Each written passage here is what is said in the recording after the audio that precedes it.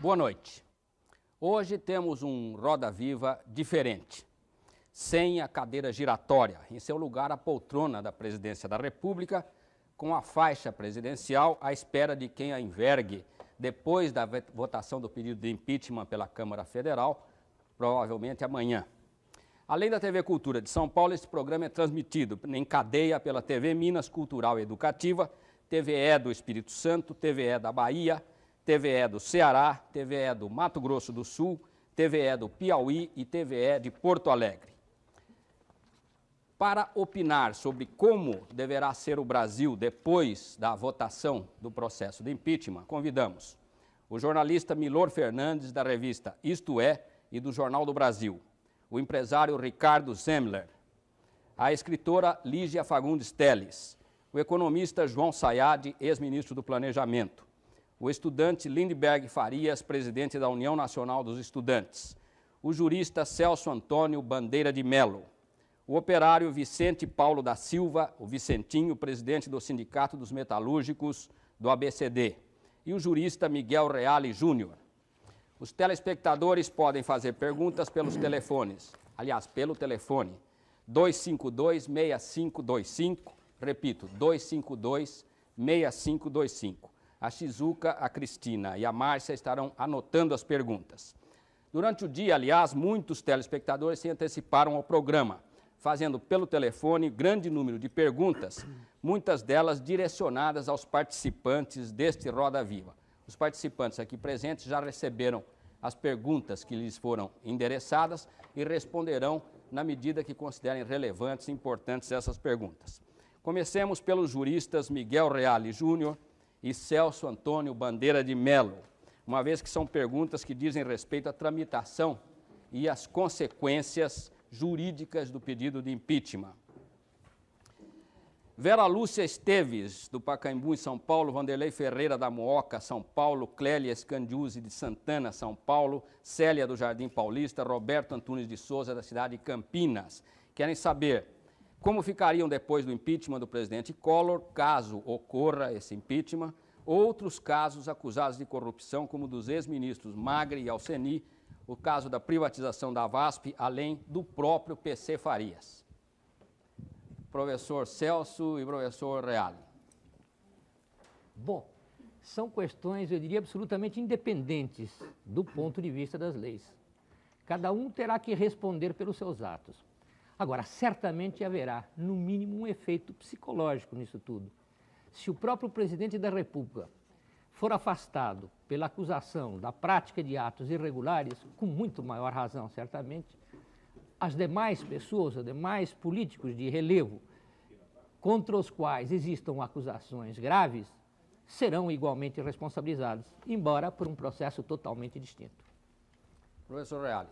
Eu acredito que haverá uma grande mudança de costumes no país.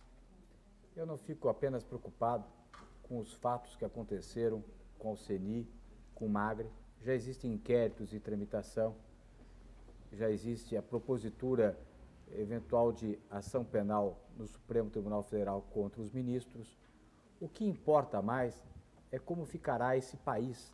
Toda a sociedade estará sofrendo um processo de modificação no sentido de se acabar de vez com o lema do levar vantagem. Ou seja, uma grande modificação que deve vir de toda a sociedade e realmente exigir do homem público que ele tenha virtude cívica. E a virtude cívica se faz também através da punição dos responsáveis. Ora, esta é a grande alteração que vai acontecer no país, muito mais do que centralizarmos em A, B, C ou D. Bem, eu queria comunicar aos participantes que todos podem fazer a partes. Isso aqui é um debate, então, enquanto um estiver respondendo, os outros podem apartear. Eu gostaria de ouvir a opinião do ex-ministro João Sayad sobre esse tema que nós escolhemos. Como vai ser o Brasil depois dessa história toda? Bom, nós continuamos enfrentando problemas econômicos seríssimos, que eu não preciso nem mencionar. O desemprego em primeiro lugar, a inflação, e vamos ter que batalhar por soluções para esses problemas. Eu acho que uma mudança que nós podemos esperar é que essas soluções não devem ser soluções cruéis, surpreendentes, violentas, como as que foram implementadas até agora.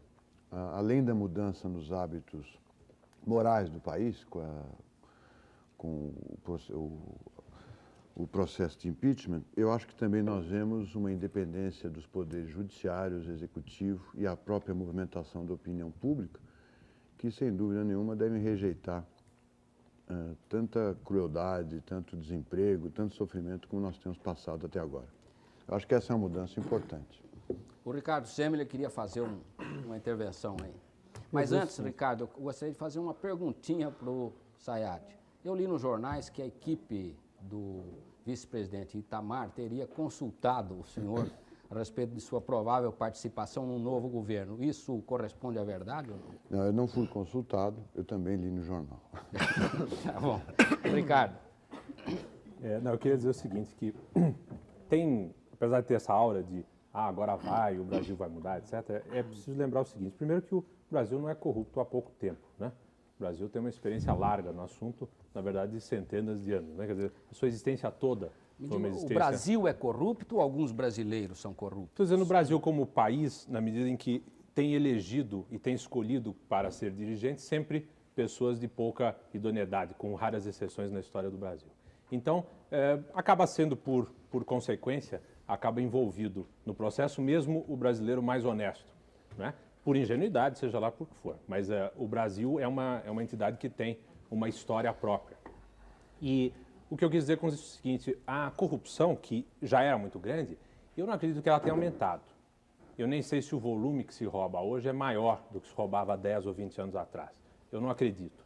Eu acho que a grande mudança é que a corrupção veio do atacado, onde ela era muito discreta, ela era feita em contas sofisticadas, ela era feita em trustes em Luxemburgo, e ela passou a ser uma migalha, um varejo, onde o cara pega 30 mil dólares e ainda grava na fita que está pedindo 30 mil dólares. Acho que essa é a modificação importante que aconteceu. E se a gente se enganar e achar que, bom, o Brasil agora foi ficando corrupto, e assim que ficou corrupto, nós paramos esse negócio, vamos mostrar que o Brasil não é assim, a gente entra num novo engano. Por isso eu queria fazer esse alerta, que eu acho que a corrupção só veio do atacado por varejo, e no varejo as pessoas não aguentam, a indignação é grande no varejo, mas no atacado ninguém nunca reclamou. Eu gostaria, um minutinho só, eu gostaria de...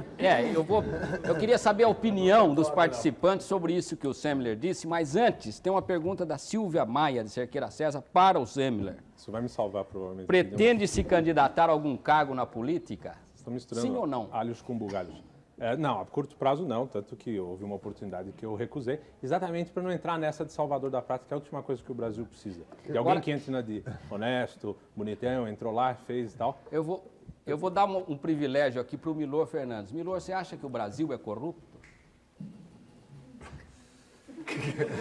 Olha, nessa coisa toda que está acontecendo, todo mundo notou, não fui eu, o homem da esquina, a pessoa mais analfabeta, notou uma coisa simplérrima, que há um grupo enorme, vamos ser bonzinhos, vamos ser 50% de pessoas corruptas que estão julgando algumas pessoas mais corruptas. Agora, este é um processo filosófico e, digamos, medicinal que vem de Hipócrates, passa pela vacina e entra em Hahnemann com homeopatia e que todo mundo conhece, que está baseada num disco em latim que se chama Similia Similibus Curantur. Eu acho que nesse momento nós talvez nos vejamos livres do similibus e depois vamos tratar do similia. Você acha que o público entendeu o que eu estou falando? Você poderia traduzir pelo menos o latinório, né? O latinório, que é de uso comum, o mal se cura com o próprio mal.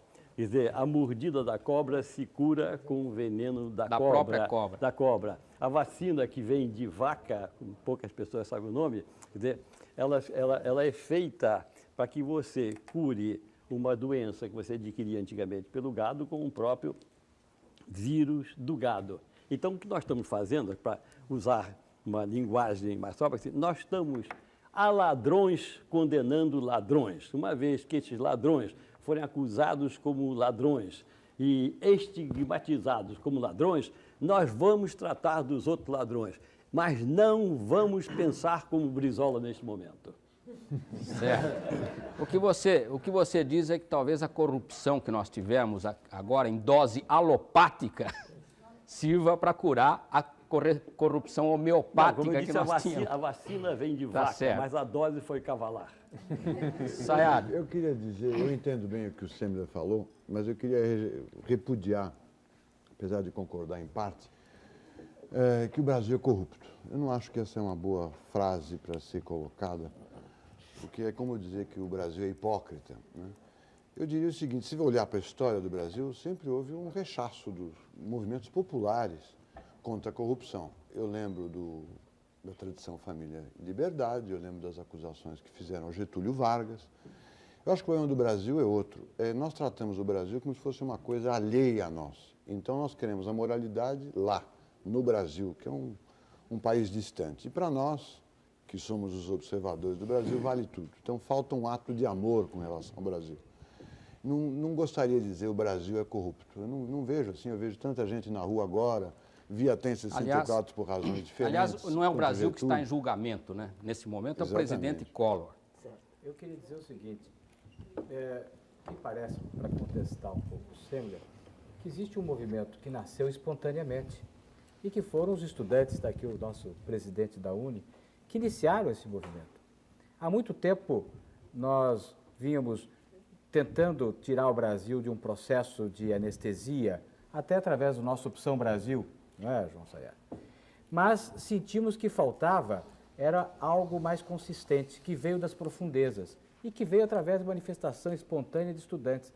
Quando eu vi 10 mil estudantes na rua, em São Paulo, se manifestando contra o Collor a favor do impeachment, eu senti que estava começando a mudar um pouco a história brasileira. Quer dizer, este movimento espontâneo vem das profundezas. E outra coisa, é necessário que o país passasse por um processo de expiação. Quer dizer, a regeneração só vem depois da expiação.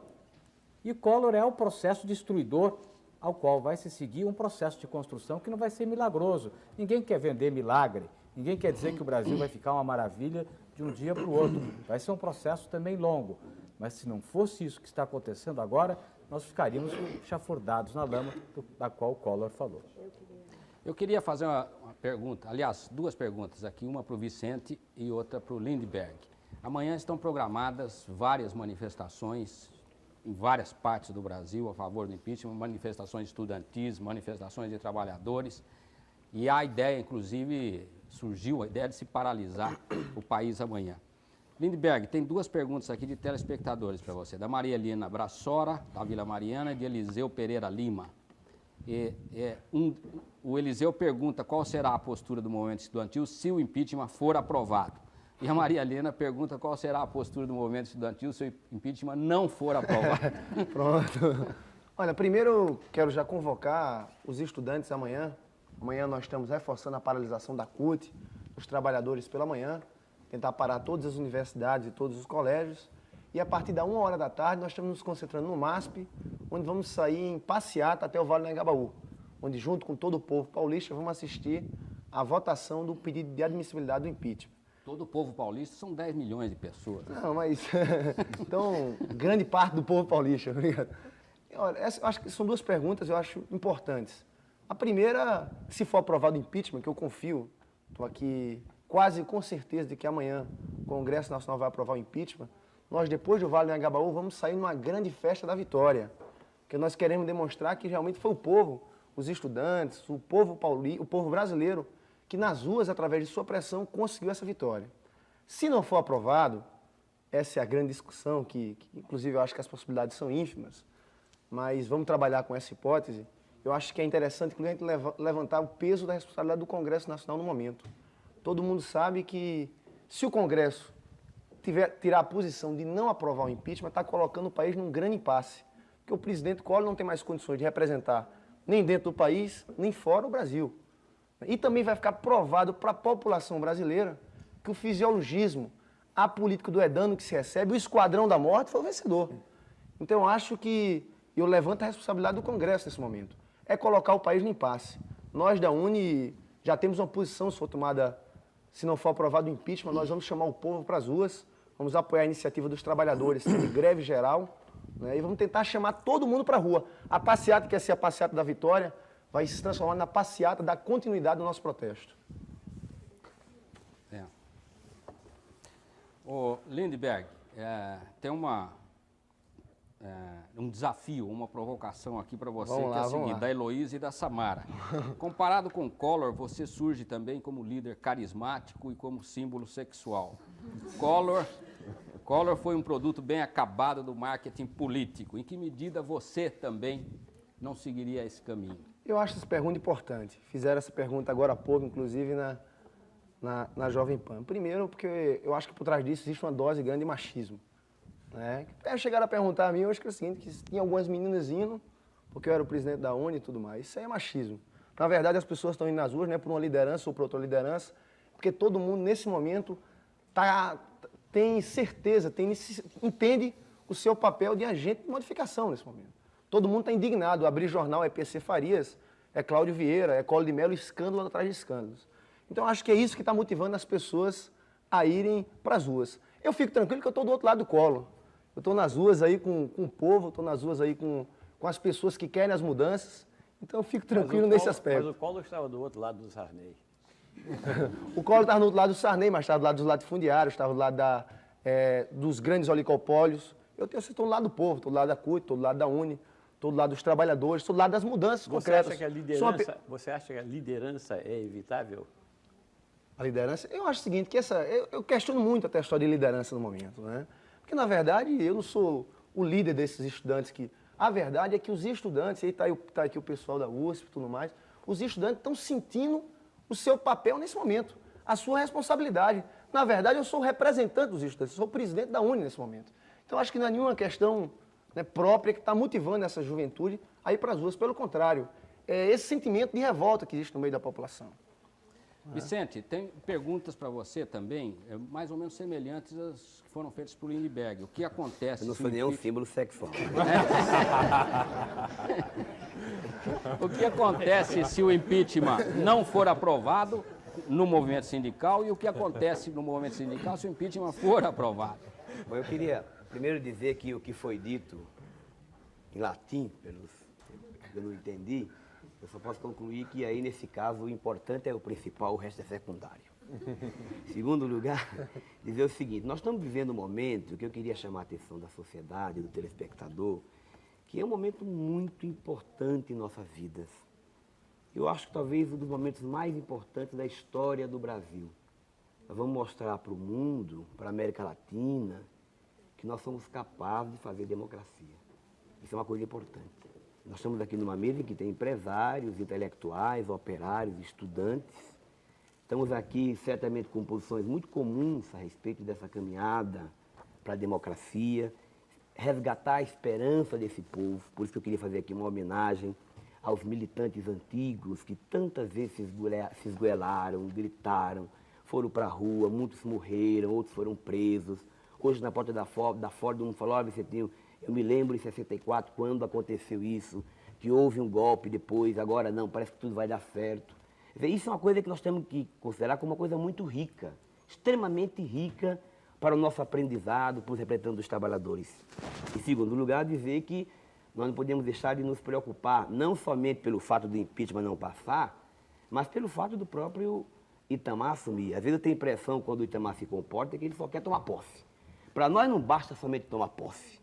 E não basta também somente acabar com a corrupção, que eu quero dizer que não acho que o Brasil é corrupto. Tem muita gente boa nesse país, felizmente é a maioria que não tem oportunidade.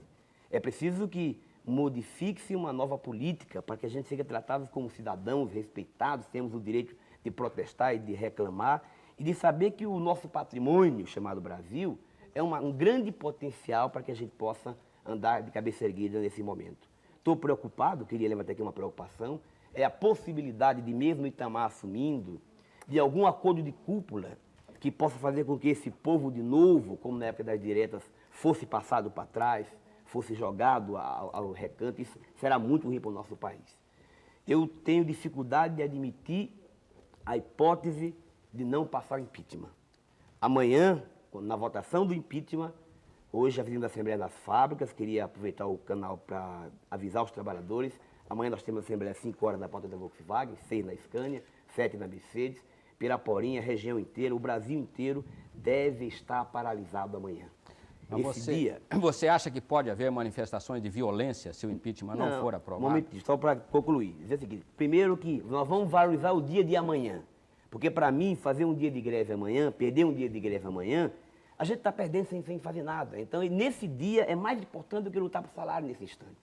E segundo, se, porventura, o impeachment não for aprovado, primeiro que nós temos que declarar os deputados que votarem favorável ao impeachment como cúmplices dessa corrupção que aí está. Segundo, que esse Brasil vai virar um caos. Nós, trabalhadores, nós vamos discutir a possibilidade de uma greve geral nacional, porque quem é que vai pagar imposto? Quem é que vai respeitar um governo que foi aprovado pela minoria, com todas as corrupções, com todos os indícios, e com postura desrespeitosa ao cidadão?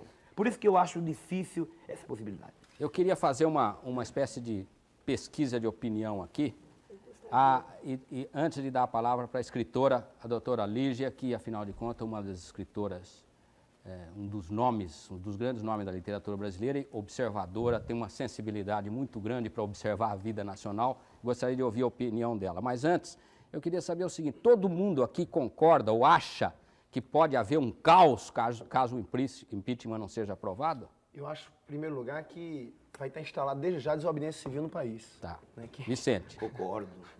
Milor. Concorda? Concordo. Real. Tenho muito medo. Também, tenho muito medo. Eu acho que tem muito medo e nós vamos encontrar um caminho dentro da normalidade para continuar essa briga, como disse o... E cobrar dos deputados e do Fiuza, que se isso acontecer, e acontecer alguma violência, alguma morte, é ele o mandante. Certo. Ricardo. Eu gostaria de acreditar que viraria um caos, mas eu não acredito. Lígia. Bem, antes de mais nada, eu gostaria de lembrar que não só os estudantes, mas também os escritores têm participado de uma forma bastante profunda desse processo e há muito tempo. Grandes amigos meus, escritores e grandes escritores brasileiros, através de suas obras, de depoimentos em faculdades, em centros culturais, estão atentíssimos há muito tempo mesmo. E eu, esta escritora que está lhes falando nesse instante, através de meus livros, como um livro que eu publiquei em 77, que se chama Seminário dos Ratos, é um bom nome para este instante, Seminário dos Ratos. Neste livro, eu justamente procuro denunciar essa atitude governamental que parece crônica neste país, de omitir ou pelo menos desconhecer ou não dar importância à cultura. Eu considero a cultura tão importante porque a própria cultura, a ausência dessa cultura nesse país é que tem feito, viu, Sêmer? É que tem feito com que você dê uma opinião como esta, o Brasil corrupto. Mas justamente este país não está preparado. É isso, a cultura é o preparo. É o preparo do povo. O povo não pode escolher isto aqui, se ele não sabe o preço das coisas. Então entra a economia, então entra a inflação. O povo não sabe escolher, ele não tem cultura. O povo não tem educação, o povo não tem saúde. Então esta ausência absoluta da cultura, de um modo geral, e aí entra a saúde, a educação, evidentemente, esta ausência da cultura é que tem feito com que o país não saiba nunca escolher os seus governantes. O povo não sabe dizer se este copo d'água é bom, porque na televisão diz que o copo d'água é ótimo. A televisão apresenta, por exemplo, uma jovem com um jeans com um rombo no traseiro. Então esse jeans é caro, é bonito e tal. Então a jovem, e nós estamos no país da moda, então a jovem diz, a jovem que assiste aquilo, bom, então eu não vou comprar um jeans novo, eu vou comprar um jeans com rombo no traseiro, porque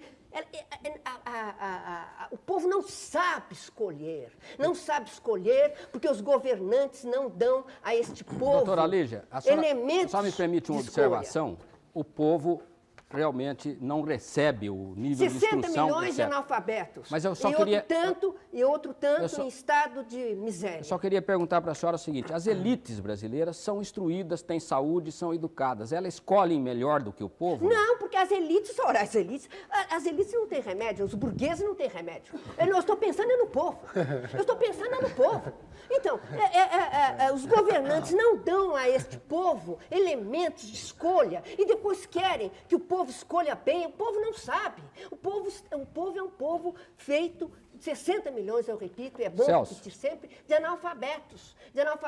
E outro tanto em estado de miséria, de penúria, em estado de penúria. Então, cresce a penúria, cresce o analfabetismo, o país não consegue se arrancar nunca. Nós, os escritores, estamos, sim, presentes em todos os movimentos, desde a minha distantíssima juventude, eu devia ter a idade desse jovem aqui, porque eu estava na faculdade de Direito, e eu saía para os comícios com lenço, com um lenço preto amarrado na boca, porque nós estávamos contra a ditadura. Então, a coisa é antiga e eu vejo que não há evolução. Os governantes prometem, então, aquelas coisas deslumbrantes, eles se elegem, que maravilha, as crianças, os jovens, tudo mentira. Lobato dizia, Monteiro Lobato, um querido amigo, que a plantação de algodão, algodoal, plantação de banana, bananal, e a plantação de mentira, mentiral. Nesse país, o mentiral é uma constante. Então, nós, os escritores, esta escritora, há muito está vendo a situação desse país. E eu não posso fazer nada. Eu não tenho poder, o meu poder é do poder da palavra. É esse próprio poder, nesse instante, da palavra oral ou então da palavra escrita. Então, no momento em que houver essa consciência que a cultura é que pode fazer com que a economia não chegue no ponto em que chegou, no momento em que nossas instituições jurídicas todas não são confiáveis. Então, a moeda, eu olho para a moeda não é confiável, porque as instituições políticas desse país não são confiáveis. Então, a moeda cai. Então, há inflação. E continua. Doutora Lígia, me permite, eu gostaria de fazer um comentário, digamos, às suas observações, mas que, na verdade, me parece que foi o que me ficou na cabeça depois de tudo aquilo que eu ouvi. E ainda acho que tudo está ligado à observação inicial feita pelo Ricardo Semler. Quando colocou a questão de que o Brasil sempre foi corrupto, que o Brasil é corrupto, e depois o que sucederá pelo só fato, admitamos, importantíssimo, de ser afastado, suspenso de suas funções do presidente. Eu acho que, em primeiro lugar, corrupto começa que, para ser corrupto, precisa poder ser corrupto. E boa parte do povo brasileiro não tem sequer a possibilidade de sobreviver. E como não tem sequer a possibilidade de sobreviver, menos ainda tem a possibilidade de ser corrupto. Então, nós tivemos recentemente o exemplo de 2 coletores de lixo que deram provas notáveis de honestidade e provavelmente muitas outras pessoas dariam também. Então, não é que o povo brasileiro é corrupto. Se o povo brasileiro fosse corrupto, na verdade, nós estaríamos dizendo que a corrupção que existe é meramente um reflexo de nós mesmos. Mas eu creio que não foi esta a intenção, me parece, do Semler ao dizer que o país era corrupto.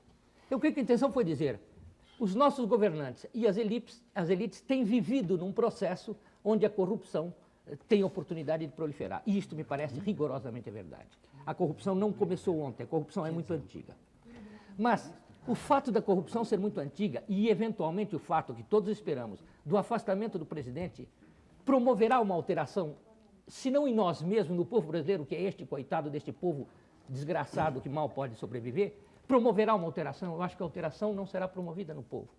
Essa alteração será promovida tanto nos governantes, nos administradores, quanto nos que negociam com eles. Porque o efeito demonstração do afastamento do presidente da República será seguramente monumental. Eu vou mais longe. Eu diria que, como profissional da área jurídica, como advogado e que milita num certo setor que tem facilidade para ver a corrupção, eu diria que ela já diminuiu. Do momento em que começaram as denúncias, do momento em que a CPI começou a desenvolver seus trabalhos, nesse mesmo momento criou-se um temor generalizado nas esferas administrativas e naqueles que negociavam com as esferas administrativas. Por quanto tempo vai durar isso é outra coisa, mas acho que esse temor vai durar um bom tempo, no mínimo um ano e meio. Como não acredito que seja uma corrupção que parte do povo brasileiro, mas que é, na verdade, um convívio habitual com as camadas governantes, eu creio que a escritora Lígia Fagundes Telles tocou num ponto importantíssimo. Isso é uma falta de cultura. Mas é uma falta de cultura num sentido muito mais amplo. Há uma falta de noção de cidadania. E, aliás, o Sayed também disse isso. Nós olhamos o Brasil lá e nós aqui. É esta a visão que nós temos. É como se existisse um rei, como se nós fôssemos ainda suficientemente atrasados politicamente. Há um rei. Como há um rei, esperemos dele a solução. Nós não imaginamos que a solução tem que vir de nós. Aliás, tem que vir e vai levar muito tempo. Celso e Miguel, estão chegando muitas perguntas aqui de curiosidade popular a respeito desses procedimentos do impeachment. Por exemplo, com a votação... Quero fazer só uma intervençãozinha pequenininha, que é o seguinte, para concordar com ele, vou fazer uma confissão a vocês, e vocês não levem a mal essa intimidade que eu tenho com uma pessoa que hoje está realmente estigmatizada por todo o país, mas no outro dia, exatamente esposando o seu ponto de vista, o PC Farias me telefonou e disse: Milor, o povo brasileiro não está preparado para a corrupção.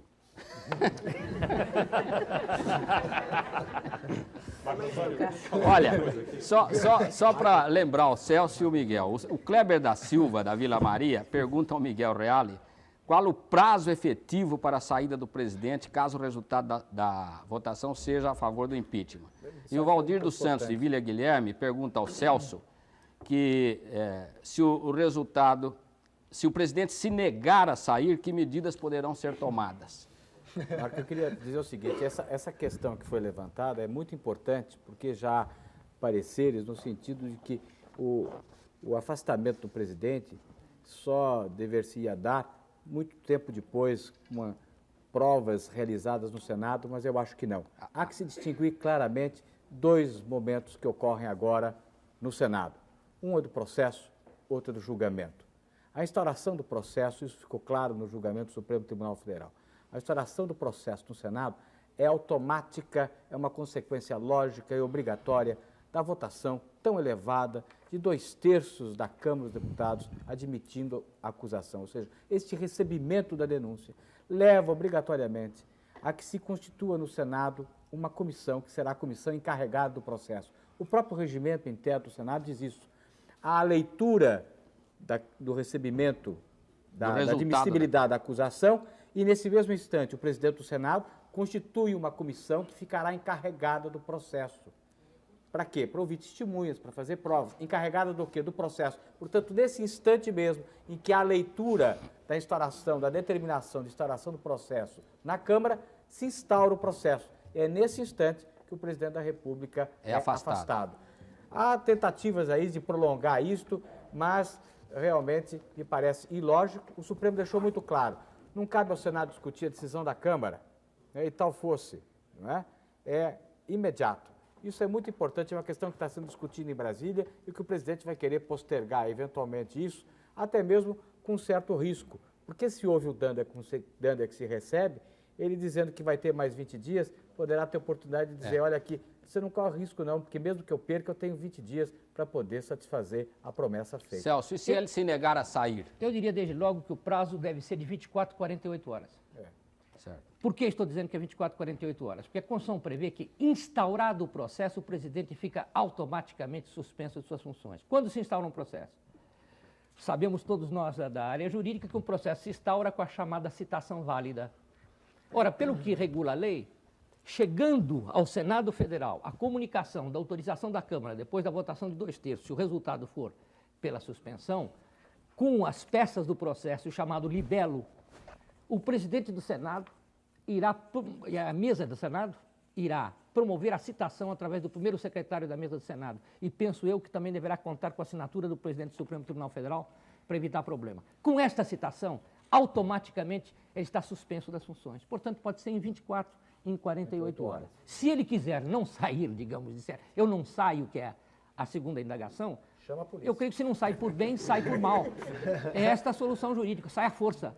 Mas eu não creio que acontecerá algo do gênero, não é? Ricardo, você tinha uma intervenção? Eu preciso defender aqui, eu estou sendo... alguma vez o pessoal aqui da periferia? Não, a periferia está assistindo o debate. Os debates são para os convidados. Mas veja, tem algumas perguntas que vieram para a mesa foram feitas por pessoas da plateia. Quer dizer, pode fazer perguntas por escrito. Certo? Ricardo. Bom, Marco Antônio, eu só queria me defender um pouco da enxurrada aqui. É o seguinte, que, primeiro, dizer que o Brasil não é corrupto é a mesma coisa que dizer que a Alemanha de Hitler não era nazista, né? Vocês são coitados da Alemanha, não tinha nada a ver com aquilo. Coitado, era um homem. Se tivesse feito o impeachment do Adolf, o problema inteiro teria acabado. Eu não acredito. Alguém levou Hitler ao poder, alguém levou este homem que hoje não está aqui ao poder, e não fui eu. Então, o que eu queria saber é o seguinte, Marco Antônio. Se a gente diz, não, o Brasil é basicamente honesto, não tem esse problema. Quantos empresários não sonegam impostos? Quantos advogados não dão propina para o oficial de justiça? Quantos médicos dão recibo? Quantos anestesistas cobram por dentro? Quantos estudantes não dão uma caixinha para tirar o passaporte mais rápido ou não enfiam na carteira de motorista na Dutra, quando já tem 2 multas, enfiam 50 pau para o guarda rodoviário para não levar a terceira e não suspender a carteira? Então, eu acho que, é claro que é muito mais gostoso, eu gostaria também de estar na posição de dizer, não, o Brasil é basicamente honesto, o problema é um cara lá que atrapalhou a nossa vida. Não é. E digo mais, eu fiz uma conta das eleições e dos caras que estão mais bem cotados. Eu diria o seguinte, mais de 50% das pessoas que nós vamos eleger agora no sábado são corruptos. Então eu pergunto, o que aconteceu que nós estamos tentando eliminar este cara aqui amanhã, mas no sábado não tem problema. A gente põe quantos corruptos, quantos ladrões precisar. Pelo amor de Deus, há nuances nessa corrupção. Marco Antônio, eu queria... é mais corrupto e menos Se eu corrupto. dou uma gorjeta para... Alguns desses são mais corruptos. O rapaz da fotótica lá... Esse é um amador comparado com alguns que estão... Bate o martelo. Não se pode comparar com o que está havendo nesse instante. Deixa o operário falar.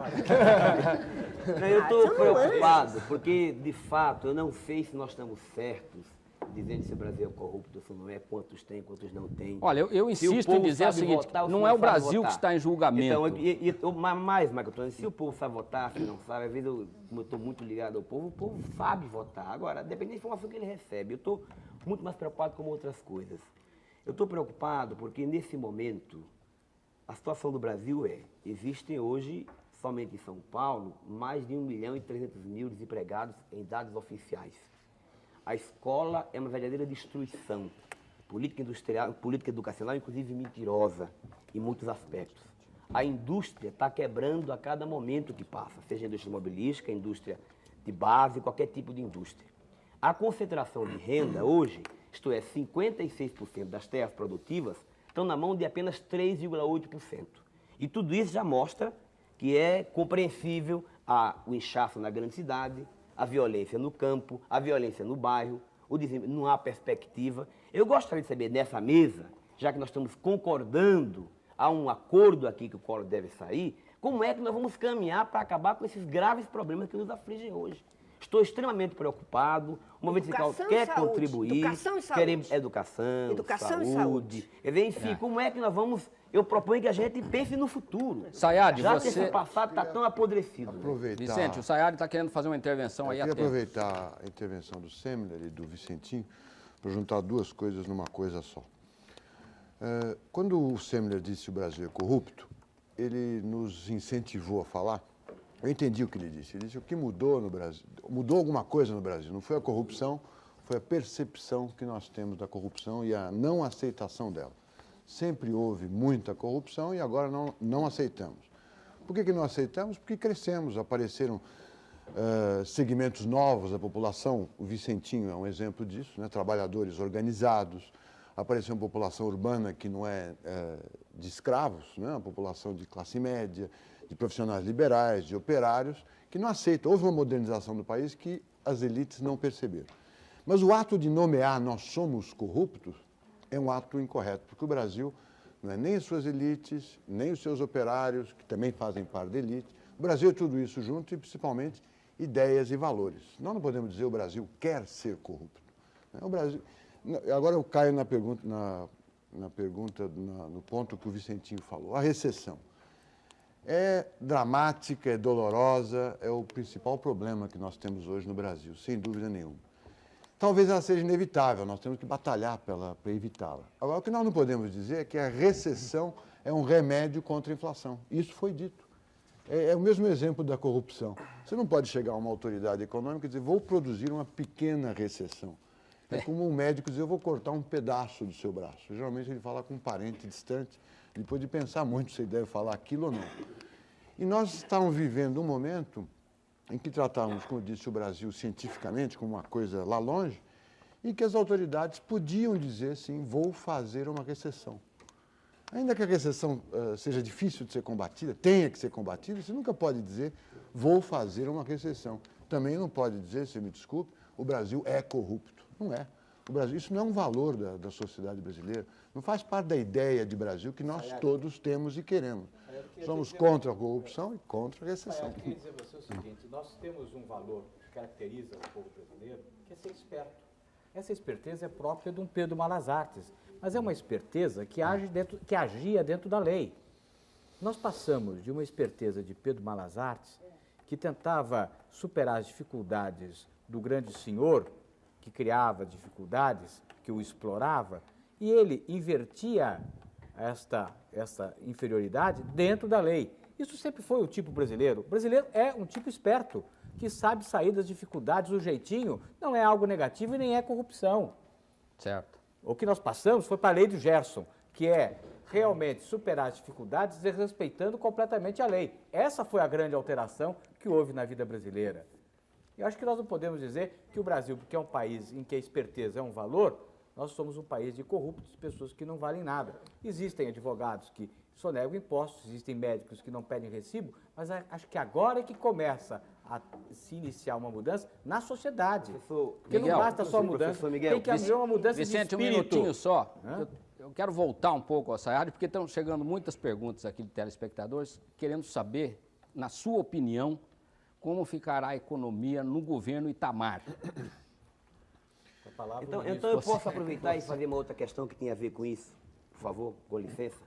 É o seguinte, o Itamar, porque nós achamos que o caminho constitucional é o caminho muito mais normal, muito mais previsto, embora eu quero confessar aqui o meu desejo que o Lula fosse presidente da República já há muito tempo, mas vai chegar a hora, vamos caminhar. Agora, o Itamar, nós estamos vendo pelos jornais que está sendo muito namorado, né? Ele tem uma grande responsabilidade nesse período transitório. E um dos erros que eu acho que o presidente Collor cometeu foi o fato de ouvir apenas aqueles que lhe diziam coisas agradáveis, coisas que não eram agradáveis, ou críticas, ou coisas duras, ele muitas vezes não ouvia. Eu queria ver como é que o ex-ministro João Salles se refere a isso, sobre a possibilidade dessa sociedade, porque nós temos que mudar, não é somente na corrupção, mas na maneira de se relacionar nesse país. Como é que nós vamos, cidadãos desse país, cada um com as suas responsabilidades, contribuir com projetos para que, de fato, o nosso povo tenha esperança. Eu queria ouvir um pouco o senhor a respeito desse passo que poderá ser dado. Bom, eu estou um pouco perdido com as perguntas. Vamos começar pela recessão, né? Ela é um problema seríssimo, né? E propor a recessão como uma medida de política econômica, e chamo a atenção de vocês que quando foi anunciada a política econômica do governo Collor, a recessão foi anunciada, assim como a corrupção foi anunciada, né? Pelo Semler, não pelo governo. Essa aí foi velada. Estou com problemas aqui. E eu ouvi, espantado, colegas meus, empresários, falando, não, a recessão é inevitável, é assim cientificamente no mundo inteiro, né? Recessão combate a inflação, o que me parece a coisa mais lamentável. Agora, o que fazer para combatê-la? Eu acho que o movimento anticorrupção que nós estamos vivendo, esse movimento em que parece um Brasil novo, é uma primeira etapa para a construção do que a Lígia colocou muito bem, da instituição moeda. Nós temos várias instituições no Brasil, né? Todas elas sendo sacudidas hoje, algumas se comportando muito bem. O poder político no Congresso, o poder político no Poder Executivo, a Justiça, os valores, nós não somos corruptos, e a moeda. Eu não vejo como é que o Brasil pode sair da recessão com essa elevada taxa de inflação, porque há um grande clima de desconfiança.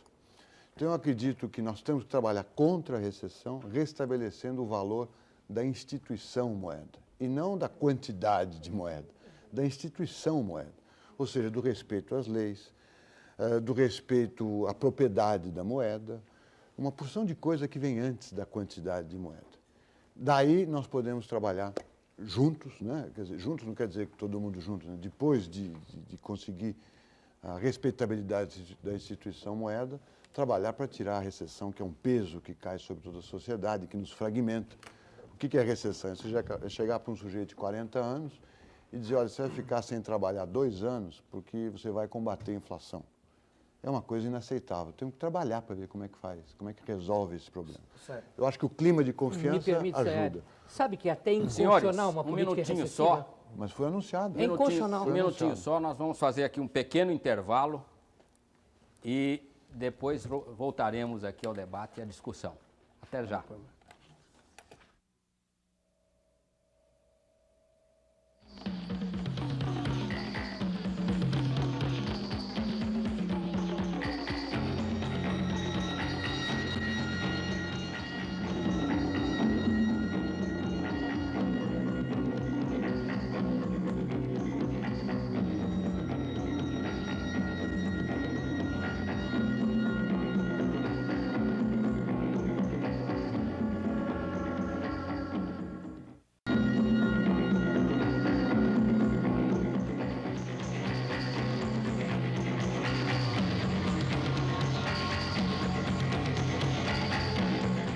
Voltamos ao programa Roda Viva, hoje discutindo o tema sobre qual poderá ser o futuro imediato do Brasil depois do resultado da votação do impeachment, seja essa votação a favor ou contra o impeachment. O ex-ministro João Sayad estava nos dizendo aqui, na opinião dele, como poderia ser ou como poderá ser a política do governo Itamar, por exemplo. E depois que ele concluir a sua resposta, eu gostaria de fazer uma rodada aqui com os participantes que receberam perguntas dos telespectadores. Então, cada um vai responder as perguntas que considere mais relevantes.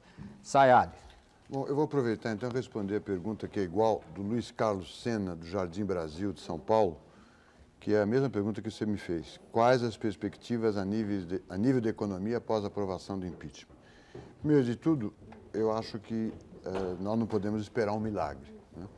O que deve acontecer? Deve ser discutida a reforma fiscal, o Congresso está preparado para discuti-lo. Essa reforma fiscal não vai conseguir grandes arrecadações, por quê? Porque nós estamos num nível de recessão elevadíssimo. Mas estão ali sendo propostos impostos que combatem a sonegação e tem a opção de outros defeitos. Talvez devesse ser discutido a implementação desses impostos com um prazo de vida útil pré-determinado, porque são impostos, como eu sempre digo, bárbaros, né? Feudais, impostos que você paga porque passou por algum lugar. Mas talvez, nesse momento de tanta crise que nós estejamos vivendo, é impossível... Você acha que o imposto único funciona, não? Não, acho que não funciona. Mas é um exemplo de imposto bárbaro, né? Mas ele tem a vantagem de ser anti-sonegação, a prova de sonegação. Insonegável, como diz o Mário Amato. O senhor feudal também cobrava impostos insonegáveis, né? Ele ficava escondido na ponte, um soldado, você passava pela ponte e ele te cobrava um imposto de noite, você tinha que pagá-lo. Talvez nesse momento de tanta emergência, tanta dificuldade, um imposto desse tipo tenha que ser colocado junto com outros que estão sendo discutidos no Congresso. Mas eu acho que tem que ter vida útil limitada, porque são impostos bárbaros, nós queremos no Brasil progresso e não regresso, né? Queremos caminhar para a civilização e não para a barbárie, e que tem que ter uma vida útil limitada e um uso predestinado. Depois tem a questão da política de rendas. Nós não podemos... Sayad, há uma grande curiosidade na opinião pública, saber se é possível ainda, ou é viável, ou existe a possibilidade de um novo choque econômico, com apoio dos empresários, etc. Eu não acredito e não recomendo, né? Não recomendaria. Eu não acredito que... Pensa o que é um choque, o que são medidas cruéis, né? Congelamento, seria desobedecido imediatamente. Dolarização. Dolarização também... A dolarização também é uma barbárie. Ninguém entende que a Argentina, não é que ela escolheu ser dolarizada, ela caiu na dolarização. Entende? Ela não tinha mais moeda nacional, começou a se usar o dólar. Então você não escolhe pular nessa piscina, você cai lá dentro. E caindo você tem que aprender a nadar, foi o que os argentinos fizeram. Olha, já que a gente usa o dólar, vamos tentar recuperar o austral. Como é que se recupera o austral? Vamos garantir que o austral troca por $1. Se o plano da Argentina for mal, o que acontece com o argentino? Se dolariza. Mas isso não é uma opção do governo argentino ou dos economistas argentinos. Eles caíram lá. Nós estamos muito longe disso. Não precisamos cair lá. Nós temos que escolher de acordo, se possível, junto com os trabalhadores, uma regra de correção de preços ou correção de salário livre, né, que tenha algum acordo, algum pacto para mudar essa inflação que não cai por causa, não é por excesso de demanda, né? Eu acho que nós já entendemos que a demanda está baixíssima, né? Tem indústrias trabalhando capacidade com 60%, 70% de capacidade ociosa e não vai ser, portanto, apertando mais a demanda que a inflação vai cair. É preciso haver um acordo de preços e salários, alguma regra nova de indexação com liberdade para que a gente consiga sair desse atoleiro. Eu não vejo outro caminho. Então, repetindo, como é que eu vejo a economia do novo presidente? Eu vejo muita dificuldade, impossibilidade de qualquer tipo de choque. Por quê? Porque temos um poder judiciário independente, temos esgotamento desse tipo de política econômica, então não acredito que ele seja nem recomendável nem viável. Vejo necessidade de uma reforma fiscal e necessidade de uma política de rendas, de uma regra de reajustes de preços, de salários, de câmbio, que seja aceitável por todos, que seja discutido e que permita que a inflação se reduza. Não sei, só um ponto Lindbergh. que ninguém entende, que eu acho que é importante. A inflação não é causada pelo fato de alguma coisa custar caro. Por exemplo, vamos pensar, água no Saara deve custar caro, mas o Saara não é uma região inflacionária. Vocês já ouviram algum cara do FMI dizer, puxa, está uma inflação lá no Saara porque a água está cada vez mais cara? Não é, a água lá custa caro, né? Porque é rara. Porque é rara, mas não é cada vez mais caro. O preço do camelo tem subido muito. Não deve estar subindo, deve ser caro. Uma carona de camelo, eu podia perguntar para um avô morrendo meu, mais camelo, deve ser caro, mas não é porque o camelo é caro que o Saara tem uma alta taxa de inflação. Né? Saad? Eu ouvi Saad? Não, é parecido, mas não é. Eu devo ter algum avô que passou por lá, né? Ou muitos avós, ou todos os avós. Então nós temos que entender isso e aí pensar, ver preços aceitáveis, os preços mais importantes, os salários, os juros e o câmbio. Quando você fala em política de rendas, você defende um congelamento de preços, salários, juros e câmbio? Não, eu já falei isso claramente, eu acho que você não ouviu, talvez estivesse conversando com o Milor. Não há espaço para isso. Não há espaço para isso, está certo. Né? Milor, eu gostaria que você, entre as perguntas que você recebeu, alguma coisa que você gostaria de responder? Vou já responder. Eu quero apenas fazer uma observação aqui, que é uma observação muito simples. As pessoas falam, inclusive com toda a autoridade, o Vicentinho, falam em povo. Agora, eu estou vendo aqui uma coisa curiosa. Está ali o Semer com o título empresário, o que é uma coisa institucional. Está ali o Sayad, economista, com 2 juristas. Ele é o líder sindical, este é o líder estudantil. Minha amiga Lígia é líder intelectual da Academia Brasileira de Letras. A única pessoa realmente do povo que tem aqui sou eu. Eu nasci e vou morrer pessoa física. Não, eu estou falando sério.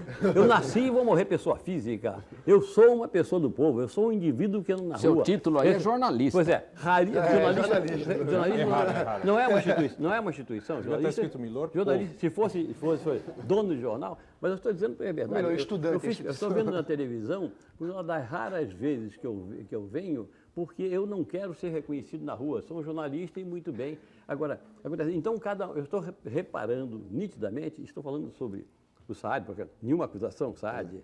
No momento, veja bem, a coisa institucionalizada. No momento em que você fala para o Saad, a voz do Saad ressoa, nada pessoal, Saad, ressoa com uma importância, porque está lá escrito economista. Então, se eu falar de economia, ninguém me ouve.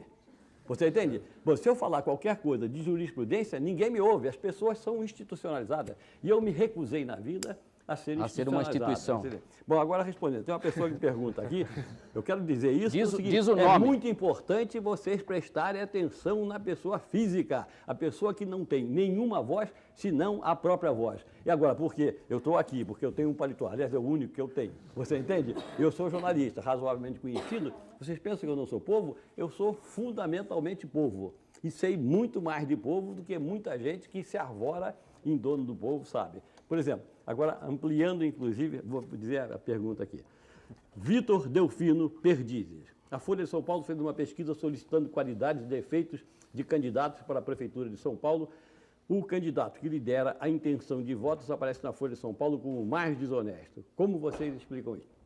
É uma explicação sociológica e normal, não tem importância. O povo vota em desonesto e honesto, é uma questão de charme, é uma questão de oportunidade. No Rio de Janeiro você não tem que votar, que me perdoe o Vicentinho, não tem em quem votar, você entende? Então você acaba votando no mal menos pior. Mas eu quero ampliar a opinião dele. Eu acho que ele apenas restringiu a coisa de maneira sociológica no momento em que ele se reportou ao Brasil do Nascitura, 500 anos atrás, e disse que o povo brasileiro é desonesto. Ele tem bastante razão. Agora, acontece o seguinte, não Finalmente, é o povo... hein, Milor? Hã? Finalmente alguém. Pois é, não é o povo, só que você não ampliou. O universo é desonesto, o mundo é desonesto, você entende? Nós não vamos encontrar pureza em lugar A humanidade nenhum. não deu E nós- certo. Quando se fala de socialismo, por exemplo, a contradição do socialismo é, ao mesmo tempo, pregar o socialismo e admitir que o homem é irmão do homem. Se o homem é irmão do homem, não precisa socialismo. Posso dizer? Nenhuma. Pô, entendeu? Não precisa agora. O que precisa é o seguinte, como o homem não é irmão do homem, está aí Caim que nos prova disso, né? Nos prova isso, né? Aliás, eu quero dar um aviso a vocês, você entende? Com essa fita aqui na frente. Quer dizer, é uma lição que vem do passado. Caim nunca foi indiciado. Entendeu? Mas o que eu acho é o seguinte, o mundo inteiro é desonesto. Agora, alguns países progrediram. A estrutura de um país feito a França, para dizer é bem melhor que a do Brasil, a estrutura social. Então, há uma regra em países mais ou menos adiantados que talvez nós comecemos agora a exercer, que a regra é a seguinte, não seja apanhado. Então, esse é o problema, não seja apanhado. O Brasil parece que está começando, não seja apanhado. Eu acho que, já que nós saímos por esse desvio aí, sendo o Qual homem... desvio? Não, aqui não há nenhum desvio. Não, A regra desculpa. é o seguinte, responder as perguntas dos telespectadores. Eu queria comentar, desculpe o desvio, eu queria comentar o que ele disse. Eu acho que o que segura os homens não é só com relação à corrupção, é a corrupção, a inveja, a violência, são as instituições. Né? E nós estamos vendo com alegria algumas instituições funcionarem, tá certo? Eu não sei se a humanidade é totalmente corrupta ou totalmente perversa ou se os franceses são menos corruptos do que nós. Eles construíram instituições que controlam a violência, a prostituição, a corrupção e assim por diante. Menos a prostituição brasileira tá mal colocada, no Bois de Boulogne. Menos a prostituição brasileira no Bois de Boulogne. Essa eles não controlam. Mas está controlada. Talvez eles façam testes lá para saber se podem ser e tal. Lígia, É um problema institucional. algum telespectador aí desafia... Eu queria, antes de mais nada, responder aqui ao querido Milor. Eu não sou líder de nenhuma academia. Aliás, a minha participação nas academias é uma participação muito pálida, porque as academias têm nos seus estatutos que os acadêmicos não podem usar de argumentos, enfim, de movimentos políticos. O acadêmico, em geral, não pode tratar de política propriamente dita nas suas sessões. Então, eu sou um ser pálido nessas reuniões, porque sempre eu fui um ser eminentemente político. E do povo também, sim. Eu me considero uma subversiva dentro da definição de subversivo do nosso Aurélio. Eu gosto muito de dicionários. Para Aurélio, dicionário Aurélio, subversivo é aquele que ou destrói ou tenta modificar as instituições jurídicas, políticas e econômicas de um país. Portanto, o subversivo é um revolucionário. Eu me considero uma revolucionária. Como revolucionária, não posso ser líder de academia, de jeito nenhum. Então, isso já está explicado. Número dois. A natureza humana, justamente, condição humana, é uma condição de fragilidade. Nós somos fragilíssimos. Esse planeta enfermo inteiro está num estado de corrupção. Basta ler os jornais. Não é só aqui que a coisa... É que aqui a coisa se fez com escândalo. A coisa aqui se fez sem maneiramento. Então, este governo, justamente, tentou, e eu volto à cultura, vocês me perdoem, Mas eu preciso voltar à cultura. Este governo, inicialmente, por exemplo, desestruturou a cultura brasileira, chamando os artistas, e em geral eram cineastas, eram de corruptos, quando justamente está o governo caindo devido à corrupção dos palacianos da corte que se reúne lá em torno do presidente. Lígia, Agora, seguinte, você vai responder uma pergunta agora, do telespectador? Então eu ramifico um pouco. Você respondeu o desafio do Milor. Agora vamos lá. É de Cláudia Érica, é a última pergunta que eu recebi aqui. Cláudia Érica Yamamoto, Instituto de Química, da USP. Gostaria de saber se o fato do povo brasileiro não saber votar está no fato de ainda haver resquícios da repressão que a ditadura fazia, impondo que o povo não se manifestasse. É muito interessante essa pergunta dessa menina, Cláudia Érica Yamamoto, porque justamente volta aquilo que eu disse no início.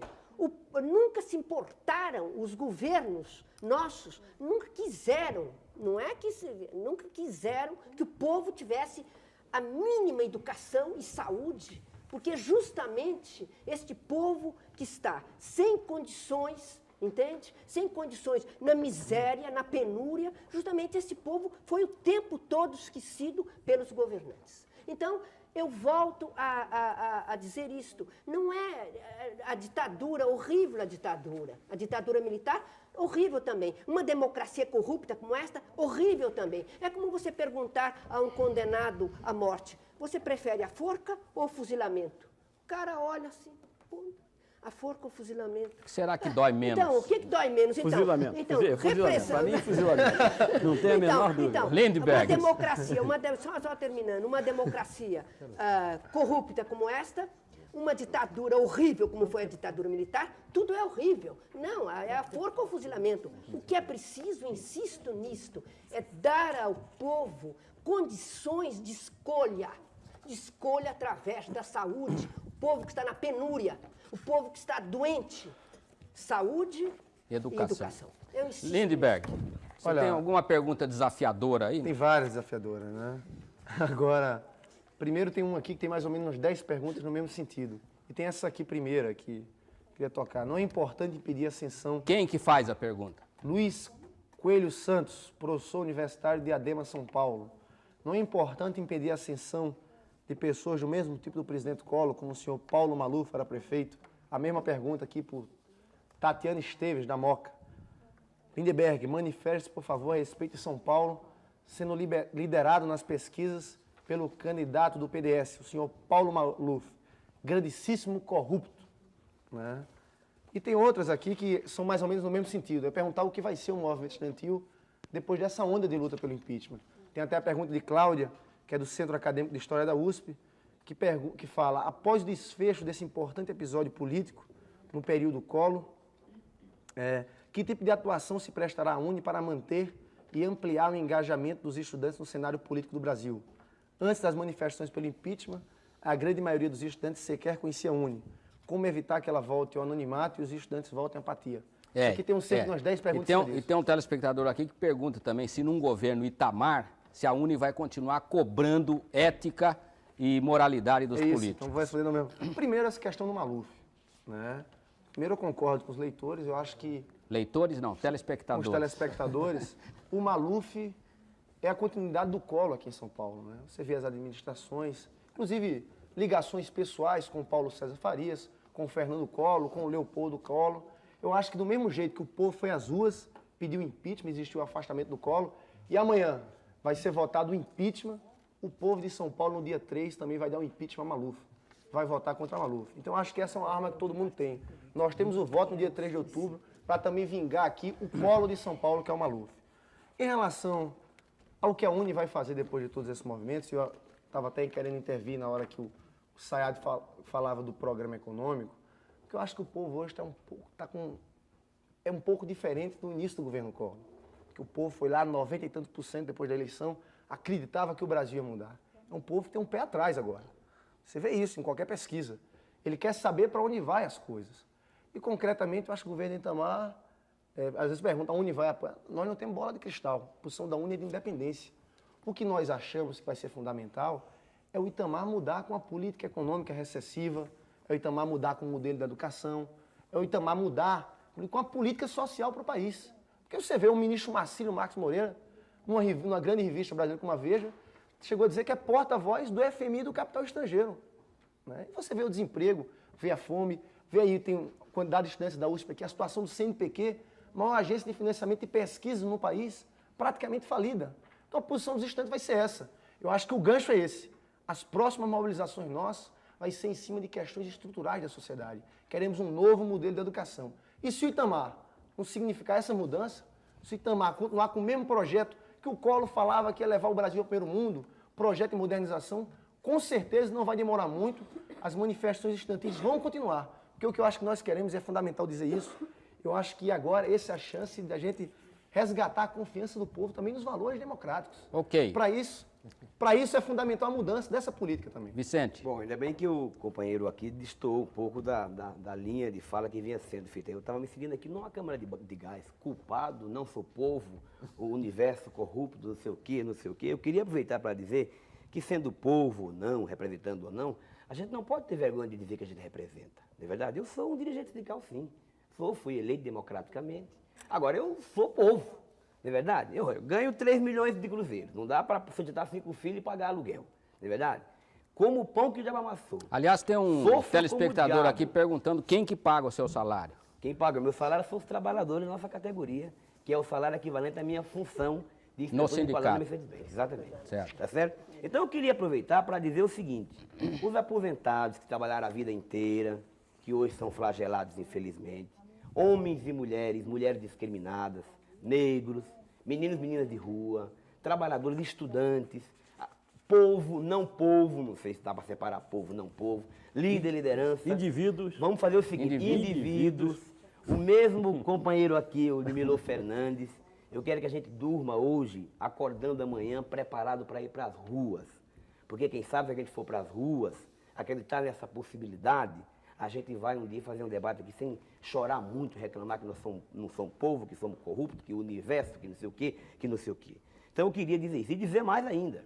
Como povo, eu também tenho o direito de discordar. Eu quero manifestar minha discordância. Tem pergunta aí. A mulher Benedita da Silva é a grande esperança e a grande revolução do Rio de Janeiro. Espero que o povo de fato compreenda isso. Eu queria dizer que uma pergunta colocada aqui é do Paulo Correia Leite, da Vila Guilherme, que ele pergunta o seguinte: na sua ótica, como seria o Brasil se o Lula assumisse a presidência? Bom, eu acho que a primeira diferença é a personalidade. Nós precisamos ter um dirigente desse país, pessoas que nos dê tranquilidade com as funções que possam exercer. E pelo caráter do Lula, pela sua competência, pela sua magnitude, já mostra o caminho.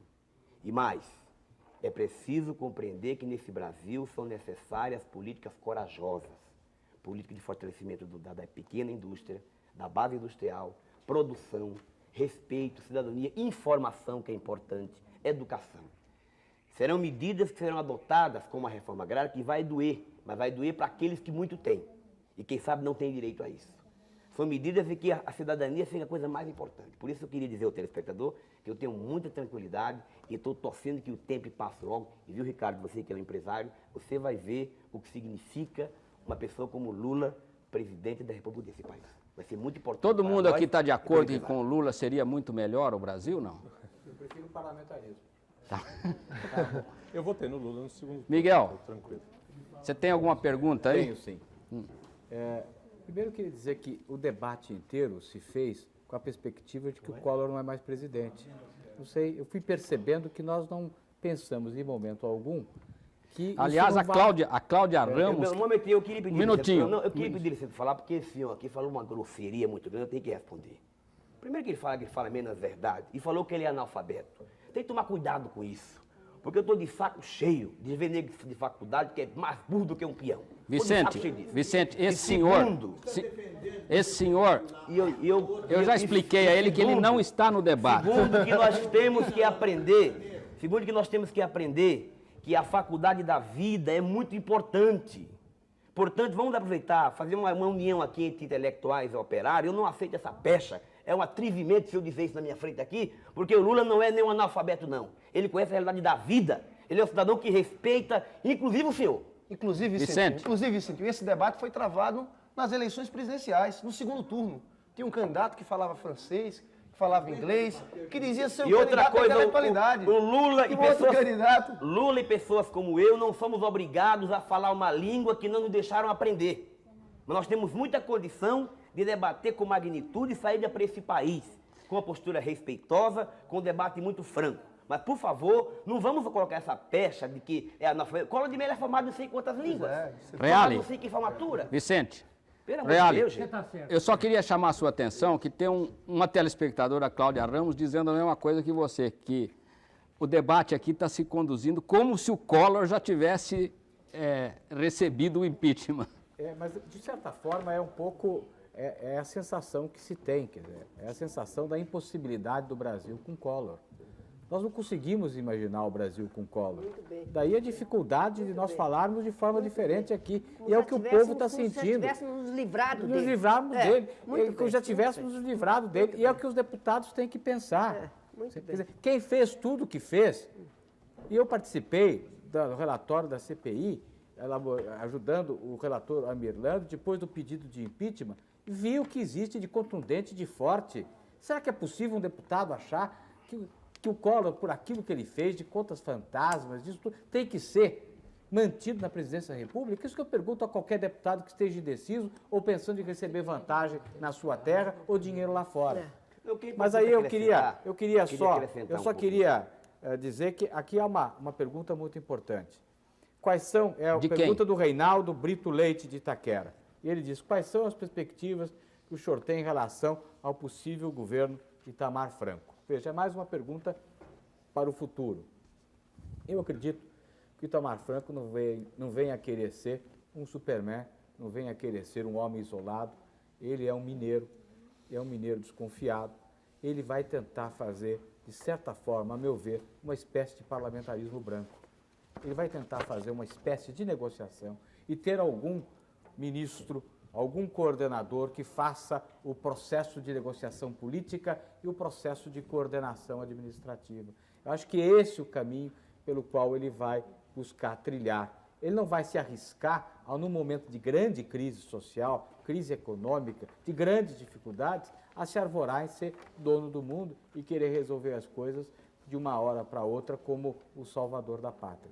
Por isso, é um momento em que há a possibilidade de uma negociação, de uma grande negociação nacional, em que as pessoas têm que abrir mão de alguma parte das suas vantagens, de seus benefícios.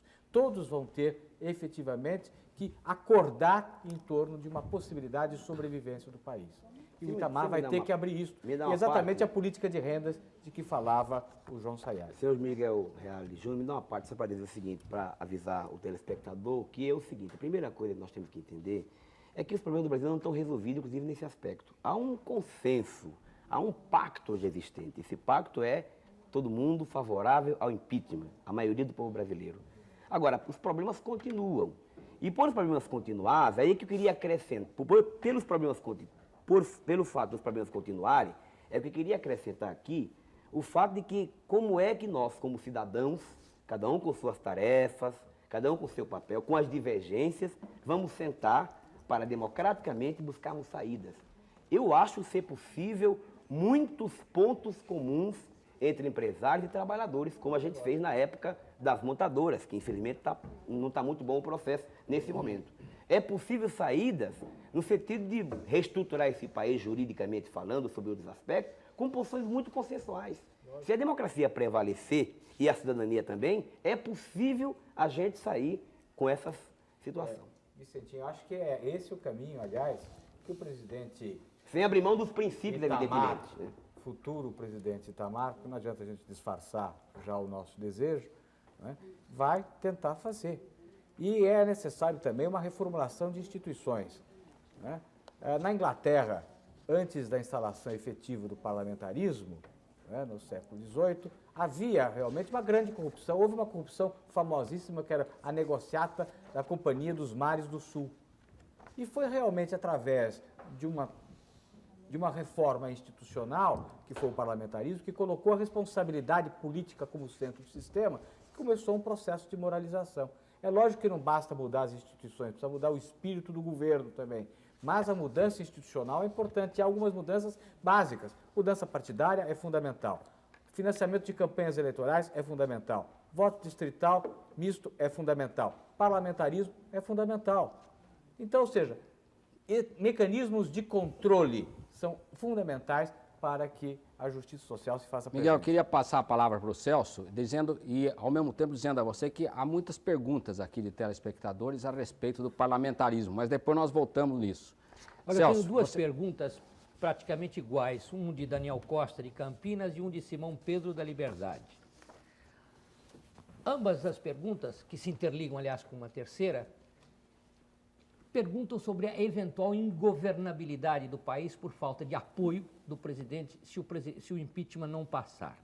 E uma outra pergunta, que está ligada a esta, indaga-se de José Antônio dos Santos, da Moca, indaga-se a crise da ingovernabilidade não é resultado da imaturidade democrática do país. Eu acho que elas estão bem interligadas. E eu vou responder isso de uma maneira indireta, mas acho que bastante clara. Muitas vezes na faculdade, quando ouço de alunos dizerem que, mas o presidente é corrupto, os deputados são corruptos, todo mundo é corrupto, como se o Brasil todo fosse corrupto, eu sempre respondo da seguinte maneira. Me diga uma coisa, o presidente é marciano? O presidente é estrangeiro? Não, ele é brasileiro. Os deputados são marcianos, são estrangeiros? Não, são brasileiros. Quem escolheu esses homens? No tempo da ditadura militar, nós podíamos dizer, bom, os ditadores puseram. Atualmente, eu digo, quem escolheu esses homens? Foram marcianos? Foram estrangeiros? Não, foram brasileiros. Se isto é verdade, e é induvidosamente uma verdade, isto significa que todos nós, cidadãos, participamos, consciente ou inconscientemente, do resultado que temos. Será certamente por falta de maior maturidade política, de consciência cívica e também, mas sobretudo, por falta de instituições que permitam uma representação melhor da sociedade, o que só se consegue com cultura. Aceitemos, portanto, que nós vamos levar 100 anos, nós vamos aceitar isso, 100 anos, para que tenhamos as modificações que nos parecem as desejáveis. Mas os chineses têm um provérbio admirável. A mais longa e a mais curta das estradas começa pelo primeiro passo. Eu diria que esse movimento que ora está havendo e que é inédito, com resultados inéditos, o eventual afastamento do presidente da República, terá certamente resultados importantíssimos. Importantíssimos.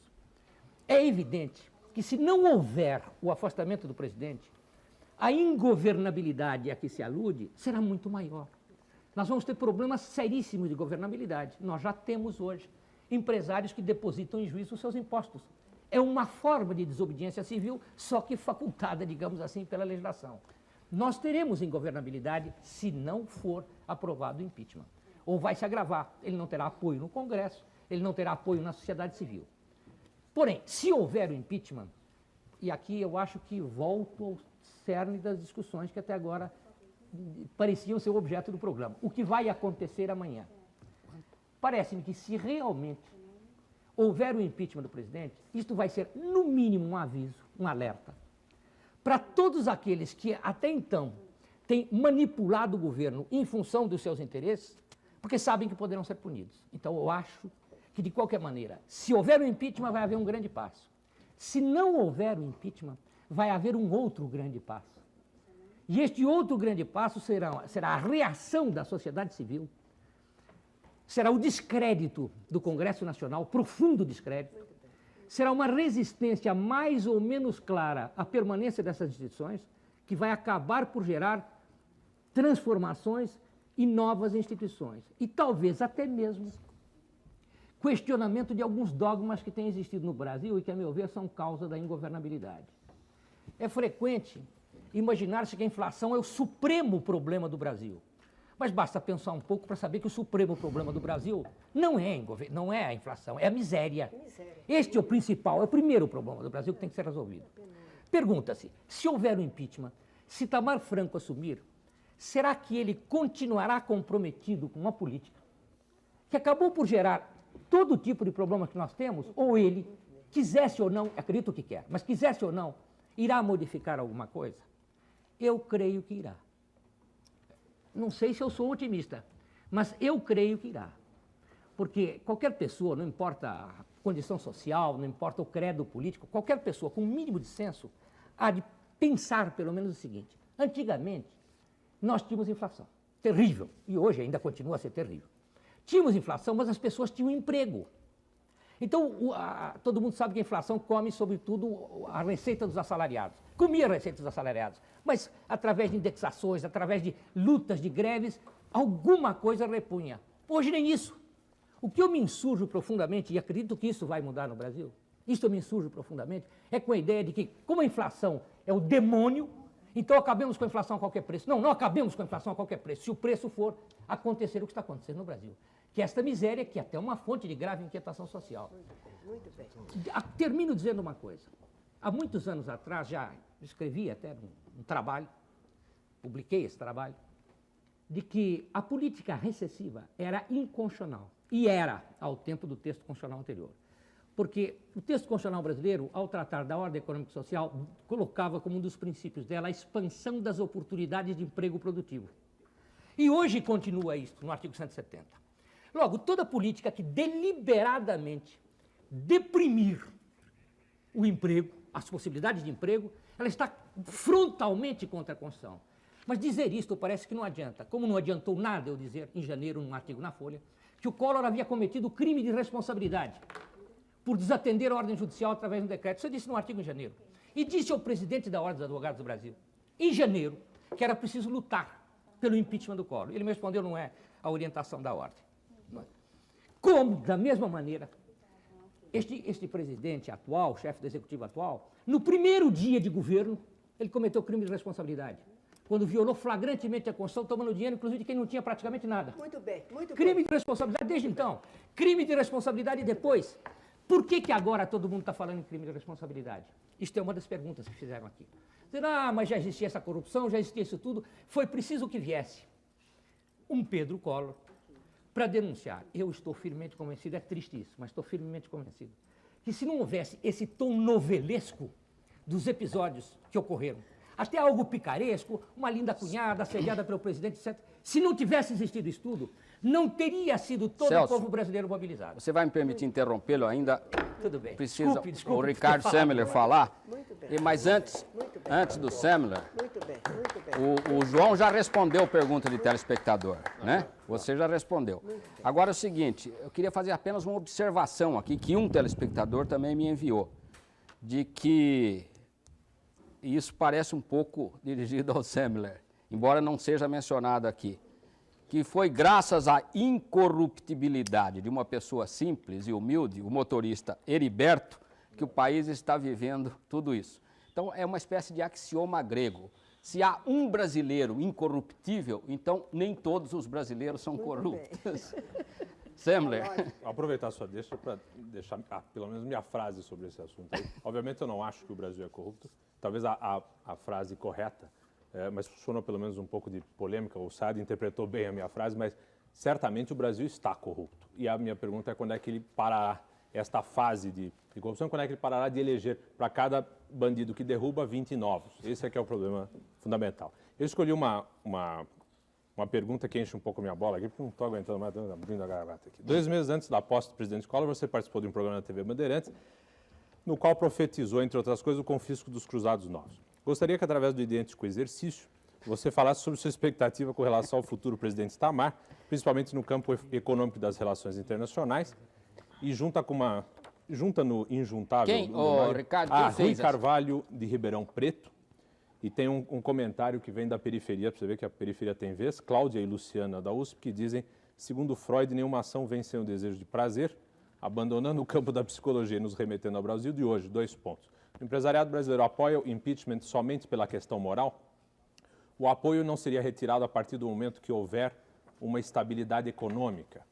A pergunta, acho que, no fundo, a pergunta é a seguinte, se houvesse uma estabilidade econômica, ou quando houver, será que o empresário não volta à sua posição tradicional? E acho que o Pinochet no Chile e muitos outros já demonstraram que o empresário, se você mantiver uma economia, e a Argentina está vivendo isso também, se você mantiver uma economia razoavelmente sana, o empresariado não se importa com a corrupção. Não é? Isso foi assim no governo do Pinochet, está sendo assim hoje na Argentina, porque ninguém é capaz de derrubar o Menem. Não é?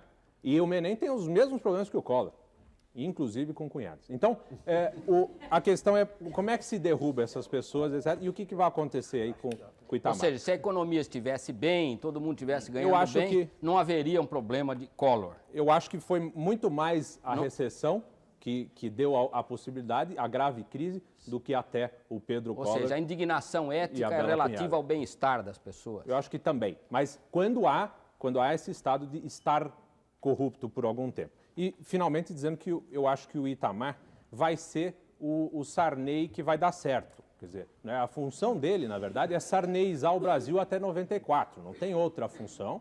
E é para isso que ele está sendo colocado no cargo. Não é? Só que nós esperamos que ele seja menos incompetente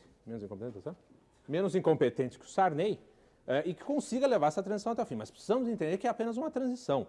Não é? Temos 2 anos aí para preencher um buraco e vamos viver de medidas disso, medidas daquilo, hora a inflação sobe, hora a inflação desce, a recessão amaina, depois piora, etc, etc. Nós vamos viver tudo isso, vamos viver mandando cartas para o FMI, tá certo?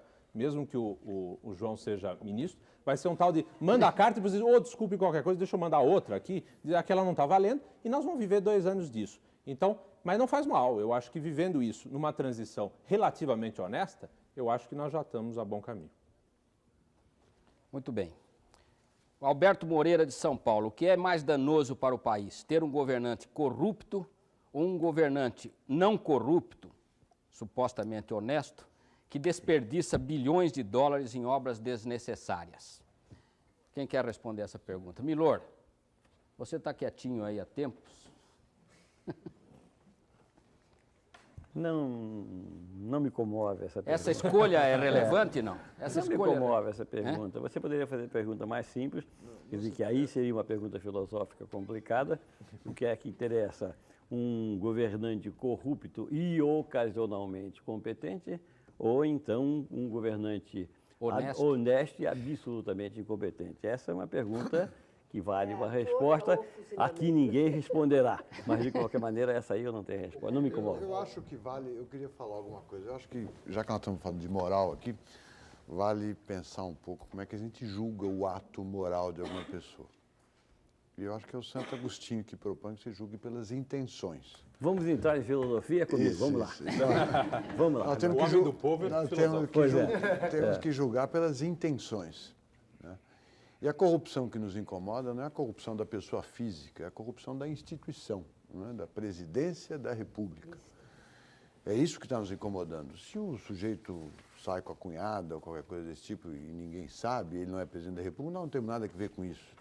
Mas segundo o Semer, não se corre com o Itamar?